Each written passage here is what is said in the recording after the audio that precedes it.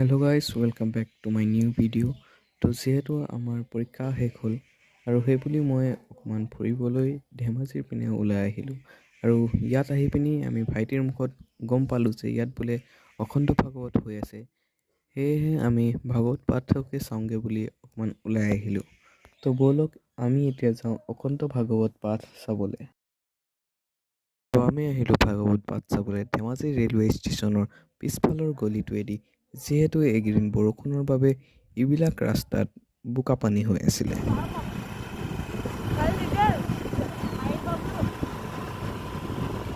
এয়া আমি পালোহি অখণ্ড ভাগৱত হোৱা স্থানত আৰু এই ভাগৱত পাঠখন হৈছে ধেমাজিৰ টঙনাপৰা জামুগুৰিৰ পাঁচআলিৰ ওচৰত।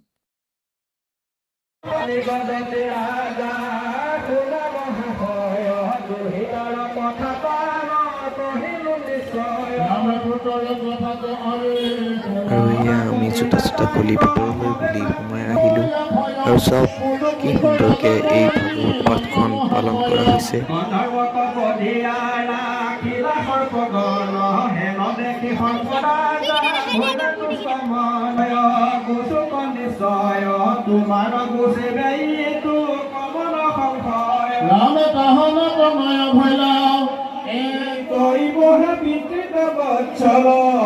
অতৰ কৰিয়া বাপু জগৰ সংহাৰ কৰ মাতি উপ ব্ৰাহ্মণ সকল বৰুণকটি মণ্ডল মণিৰন্ত হৰিচন্দ্ৰ ওজনিলাহ পৰম জপনে